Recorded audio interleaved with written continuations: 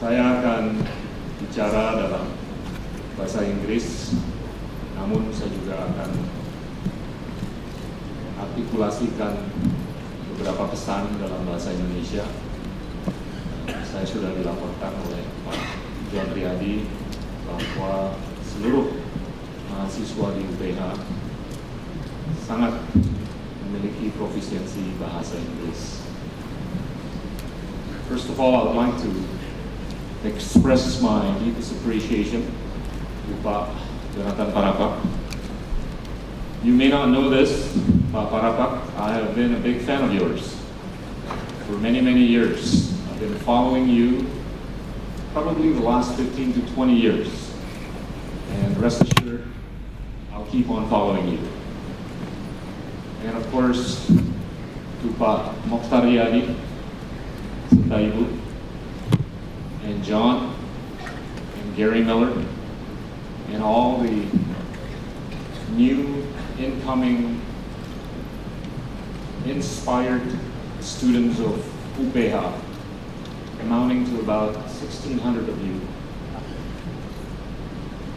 I'm told that there's about 10,000 university students at UPH, and every year the number of new incoming students keeps getting bigger and bigger. I want to talk about three things today. The first is really with respect to where the world is and where Indonesia is.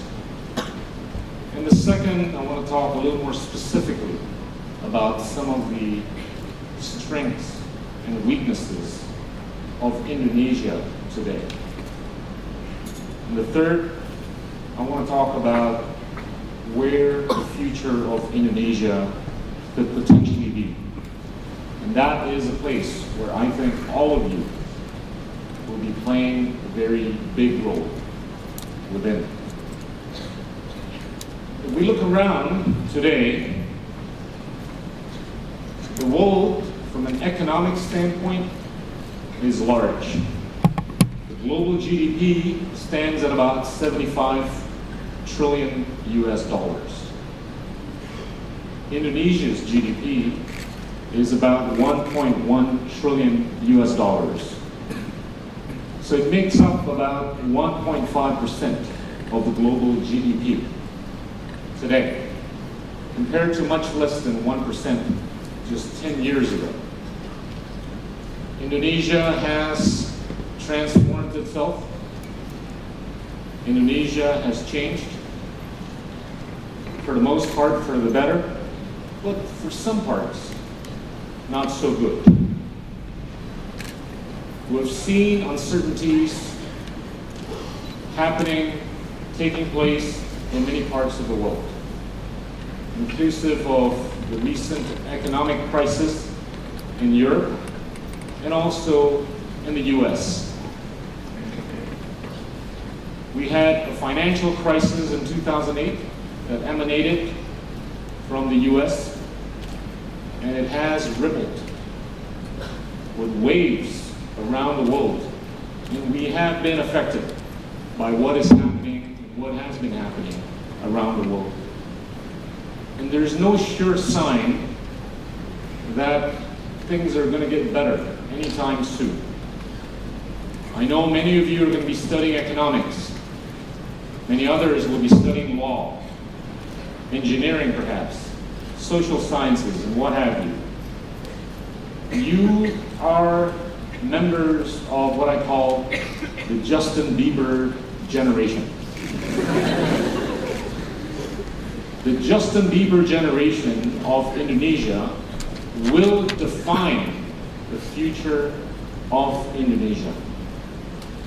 You will be not only a defining factor for yourself, but you will be a defining factor for your family, friends, country, and nation. It is up to all of us to make sure that we grow out of this uncertain situation that we're facing globally. The good news about Indonesia is that we are much more economically strong than we were 10, 11, or 12 years ago. If we go back to 1998, when I was still younger, when all of you were younger, Indonesia was politically and economically in a coma. It was politically and economically moribund. But for some reasons, by default, the design, we have grown out of that coma to become a much stronger nation economically. We have been able to trim down our debt, our borrowing significantly. Our debt to GDP ratio stands at about 24%.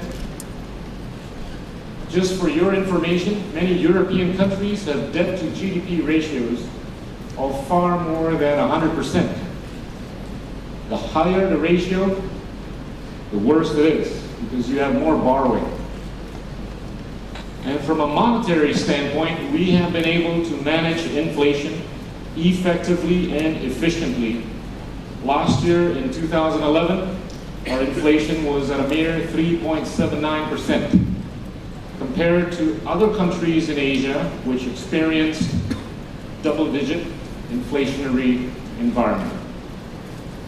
Also, from a demographic standpoint, Indonesia is blessed. 60% of our population are younger than 39 years old. 50% of our population are younger than 29 years old. And I always tell people from within and beyond Indonesia that this is what will define and refine Indonesia going forward. Any of you know Steve Jobs? I can't hear you. I can't hear you. Right, way to go. He gave a commencement speech at Stanford University some years ago. You remember what he said? Look it up in YouTube. But what he said was, for all the kids out there, you gotta stay foolish. You gotta stay hungry. And that's so true. And let me speak about my own experience. When I entered the university, I actually went to the US on a music scholarship. Never did I desire that I want to be a banker, to be an accountant, to be a minister. I had an afro, this big. Anybody know what an afro is? Yes. All I wanted to be was Jimi Hendrix. There you go, we have a fan. I told my mom and dad that I was set out to be a musician, a professional musician, and I wanted to be the best musician there was from Indonesia on the global stage. And I did okay. I did actually better than okay. But in my last year before I graduated, in my undergraduate years, my mother was not too permitting of my coming back to Indonesia as a musician. So guess what? Sadly, I trimmed my hair. I started tinkering and thinking about how different I should be. So I changed my major to accounting, because accounting was the only thing that everybody was taking. This was back in the 80s. I didn't know what the hell accounting was. But I became an accountant. I got my CPA, I got my CFA, and then I got my MBA in the US. But looking back to my days of wanting to be Jimi Hendrix, there were a lot of things that I did that were foolish. They were stupid. But I can almost certainly attribute every bit of my success to the element of wanting to be stupid and foolish. It's that element of creativity It's that element of improvisation. It's that element of staying hungry that I think keeps me going. And I want you to stay hungry. Hungry for a better future for Indonesia. If I look around, I've given lectures at many universities in Indonesia. Not many people know how big Indonesia is. And this relates to the second topic that I want to talk about, which is where Indonesia is today. Banyak yang tidak mengerti skala perekonomian Indonesia itu berapa. Banyak yang belum tahu bahwa perekonomian Indonesia itu sudah nomor 15 di dunia.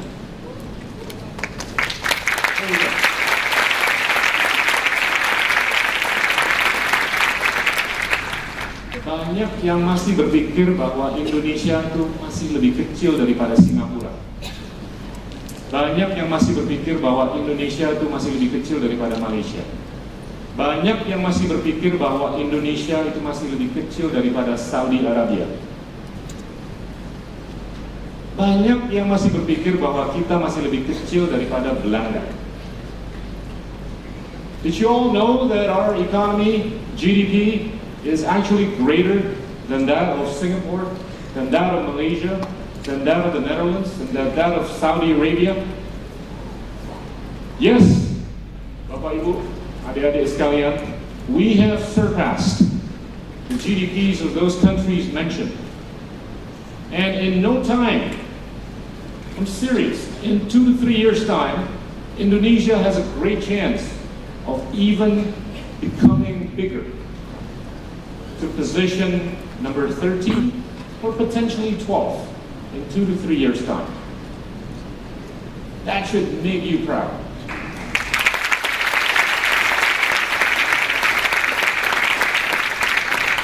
Kita harus lebih bisa bangga berbangsa. You know, I always compare the Indonesians with the Indians. Anybody been in India? I lived in India for 3 years. I know how difficult it is in India. I know how tough it is to survive and live and even succeed in India because it is so competitive. But if you take a look at the Indians, they have this one trait, which I think the Indonesians should try to emulate to some extent. They're very good at projecting themselves as the best human beings there are in the world. You notice that? They're very good in promoting themselves. They're very good in promoting India. But it doesn't mean that Indonesians are worse than they are. It doesn't mean that the Indonesians cannot do what they are doing. It doesn't mean that Indonesians can never be better. It's simply about trying, and it's simply about making an effort. The fact remains that Indonesia only has fewer than 30,000 PhDs. India has about 600,000 PhDs. China has about 800,000 PhDs.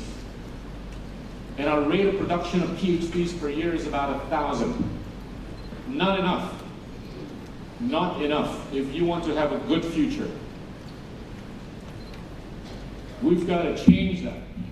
We've got to improve the numbers by far.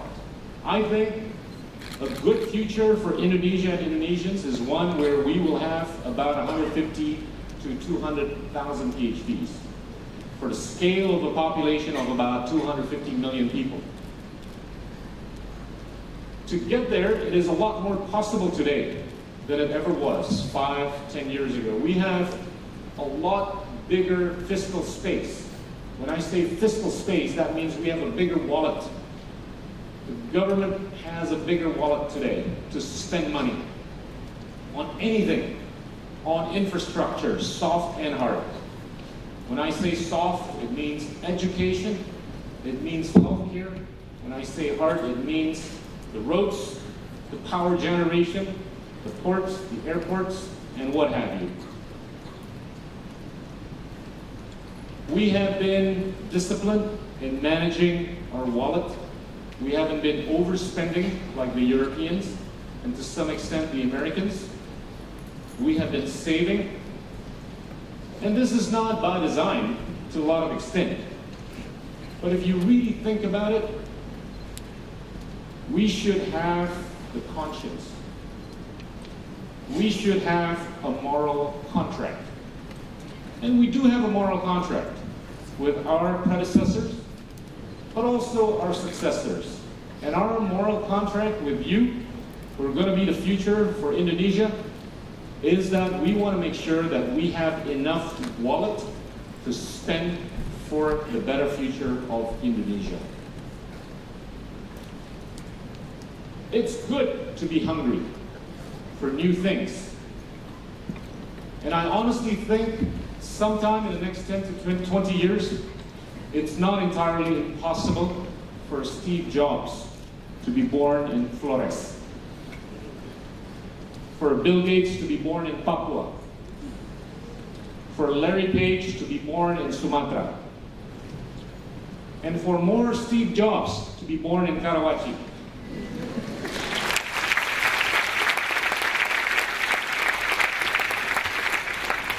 It's all up to you, whether you want to have a good future or a bad future. Because at the moment, the foundation is rock solid, with some caveats. The caveats are such that we need to improve on our educational infrastructure. We need to industrialize ourselves. And that relates to where we are from a Ministry of Trade. We are basically crafting policies for us to basically better move up the value chain. We don't want our future to be one where we're only digging the ground and mining coal and planting palm oil. We want to make sure that we can build BlackBerries, iPhones, and all the gadgets that have a lot of value added. And that, I think, will define the future for us. But it's also important to maintain an equipoise between being fearless and being commonsensical. You can go out there and being fearless, but you have to make sure that you stay grounded and commonsensical. Don't ever lose that. You got to go out there with a bit of humility, but know that you have every reason to be proud of your nation, every reason to be proud of your family, every reason to be proud of yourself. So, in the last bit of my remarks, how does Indonesia's future look? I think it looks pretty bright. And let me just touch upon the economic aspects of the economy, of the future. Today, Indonesia's economy is at 1.1 trillion US dollars on a purchasing power parity basis. If we were to extrapolate the economy at about 6 to 6.5% real growth rate, by 2020 our economy will be about 3 trillion US dollars. By 2025 it could be at about 5 trillion US dollars. By 2030 it could be 7 to 9 trillion US dollars. Think about it. If the population of Indonesia by 2030 will be 300 million, what would be our GDP per capita? It would be about $30,000. Anybody know what our GDP per capita is today?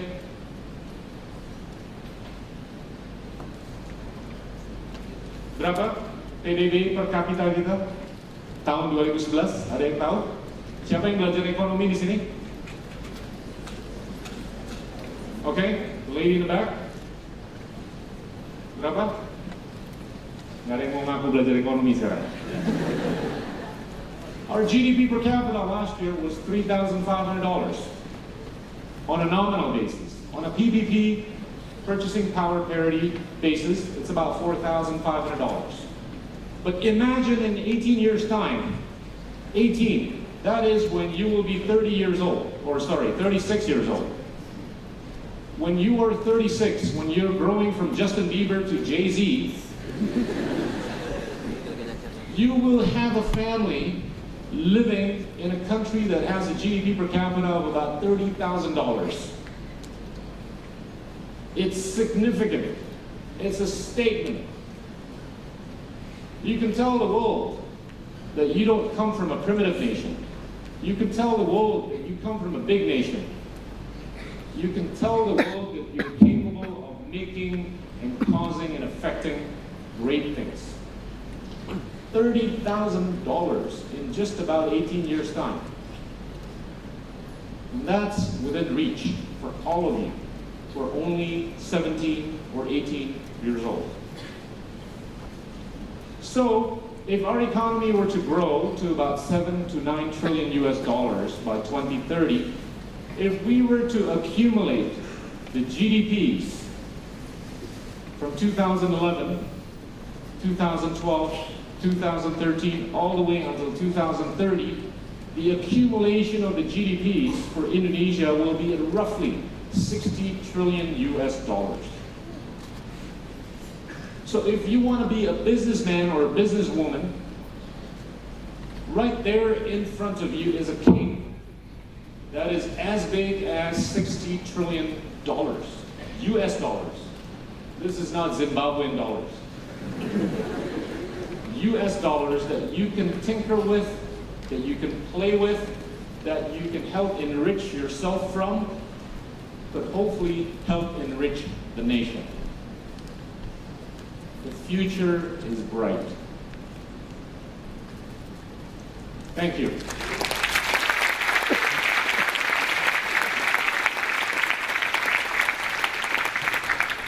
Lastly, I think it's important for us to stay grounded.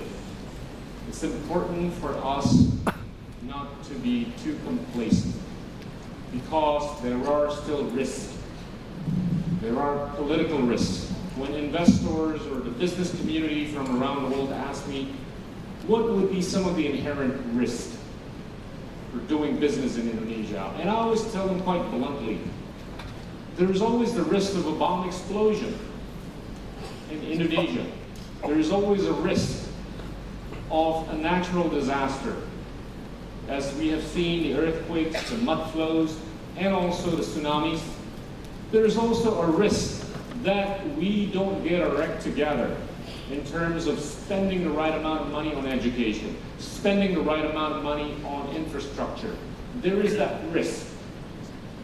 There is the risk of not having political and policy continuity in Indonesia.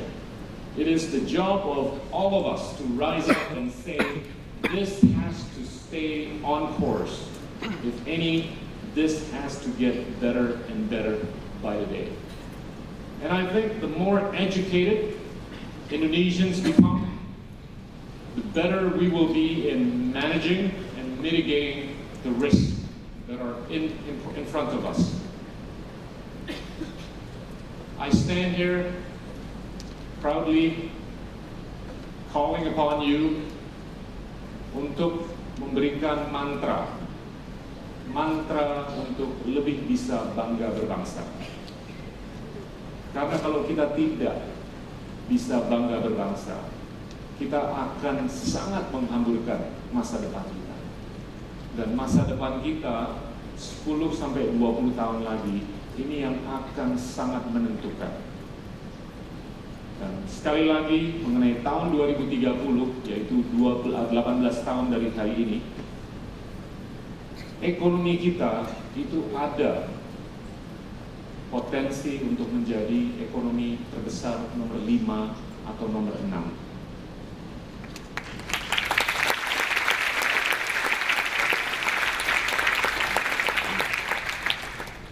Lastly, I've been saying lastly many times, but this is the last of the last. Stay hungry. And it's okay to stay foolish. And it's okay to do things that you may think will be out of the ordinary. But it's the stuff that's out of the ordinary that makes you different. And that difference is what's going to make you much more able and capable of innovating. And I trust you have attended the right university. Terima kasih.